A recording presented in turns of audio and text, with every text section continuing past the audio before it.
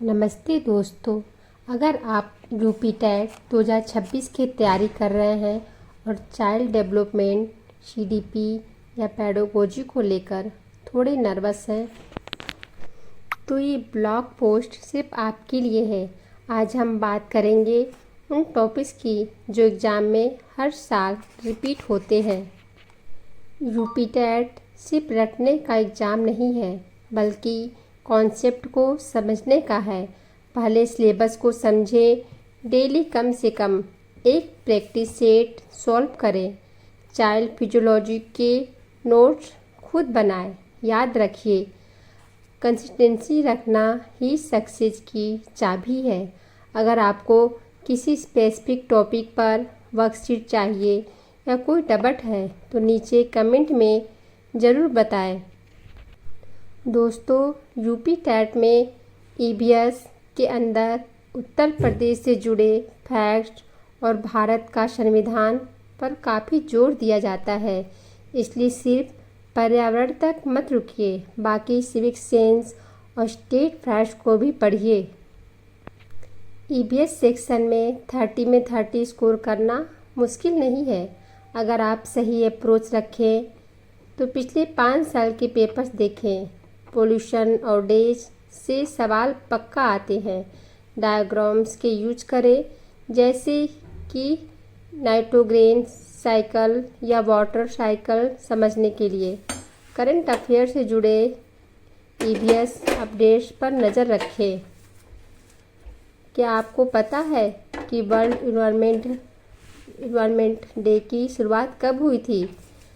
अगर आपको पता है तो कमेंट में बताएं। घर के काम करते वक्त पूरी बुक लेकर बैठना मुश्किल होता है।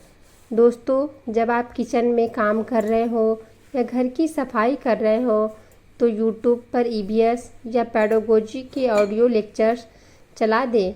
इससे आपका पैसिव लर्निंग चलता रहेगा। सुबह उठते ही 5 मिनट निकाल कर लिखें कि आज कौन सा एक टॉपिक ख़त्म करना है। सारे काम एक साथ करने की कोशिश मत करें, बस एक बड़ा टॉपिक और एक छोटा प्रैक्टिस सेट का टारगेट रखें। जब घर के बाकी सदस्य सो रहे हो तब वो 2 घंटे सिर्फ डीप वर्क के लिए रखें। उस वक्त मोबाइल को दूर रखें और कठिन सब्जेक्ट जैसे मैथ या संस्कृत पढ़ें। दोस्तों, हमें लगता है कि घर के काम हमारी पढ़ाई में रुकावट है, पर असल में वही हमारी मैनेजमेंट स्किल बढ़ाते हैं। अगर आप एक हाथ से खाना बना रही हैं और दिमाग में पियाजे की थ्योरी रिवाइज कर रही हैं तो समझ लीजिए आप एक बेहतरीन टीचर बनने के लिए तैयार हैं, क्योंकि एक टीचर को भी मल्टीटास्किंग करनी पड़ती है। थकावट होगी, पर याद रखिए आप यह मेहनत अपने और अपने परिवार के बेहतर भविष्य के लिए कर रही हैं। किचन की दीवार या फ्रिज पर इम्पोर्टेंट फार्मूला या डेट्स चिपका दें। काम करते वक्त उन्हें बार बार देखें। अपने ही नोट्स को रिकॉर्ड कर लें और काम करते वक्त ईयरफोन लगाकर सुनें। अगर घर में बच्चे हैं तो उनके सोने का वक्त आपका लाइब्रेरी टाइम होना चाहिए।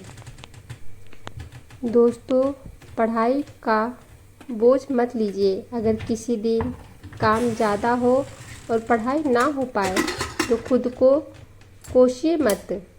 अगले दिन थोड़ा एक्स्ट्रा पढ़कर उसे कवर कर लीजिए। 1 कप चाय और 10 मिनट का ब्रेक भी ज़रूरी है। सिर्फ पढ़ना काफ़ी नहीं है, टेस्ट देना भी ज़रूरी है। हफ्ते में 1 दिन ऐसा रखिए जब आप कोई काम न करें और 2.5 घंटे बैठकर पूरा एक मॉक टेस्ट सॉल्व करें। इससे आपको एग्ज़ाम हॉल तक डर नहीं लगेगा। अक्सर लोग कहते हैं कि घर के साथ एग्ज़ाम निकालना मुश्किल है। आसपास के लोग शायद कहें कि ये नामुमकिन है, पर आपको सिर्फ अपनी मेहनत पर भरोसा रखना है। आपकी सक्सेस उन्हें खुद जवाब देगी। आप लोग अपनी पढ़ाई और घर कैसे मैनेज करते हैं मुझे कमेंट में ज़रूर बताएं। और अगर आपको सीडीपी या ईवीएस के हैंड राइटिंग नोट्स चाहिए तो बताना, मैं अगली पोस्ट में शेयर ज़रूर करूँगी। दोस्तों, अंत में बस इतना कहूँगी कि कोई भी एग्ज़ाम आपकी मेहनत से बड़ा नहीं है। अगर आप घर की रसोई संभाल सकती हैं तो आप स्कूल की क्लास भी संभाल सकती हैं। बस खुद पर भरोसा रखिए। आज हमने जो बात की उसका निचोड़ ये है, हर रोज़ थोड़ा पढ़ें पर रोज़ पढ़ें। ईवीएस के लिए कंसिस्टेंसी पर और यूपी फैक्ट पर ध्यान दें। काम के बीच ऑडियो लेक्चर्स का सहारा लें। अब आपकी बारी। आपको सबसे पहले मुश्किल सब्जेक्ट कौन सा लगता है? क्या आप चाहते हैं कि मैं अगला ब्लॉग मैथमेटिक्स या संस्कृत की तैयारी पर बनाऊं? नीचे कमेंट में ज़रूर बताएं। अगर आपको ये टिप्स अच्छी लगी हो तो इस ब्लॉग को अपने बाकी दोस्तों के साथ शेयर ज़रूर करें जो यूपी टेट की तैयारी कर रहे हैं।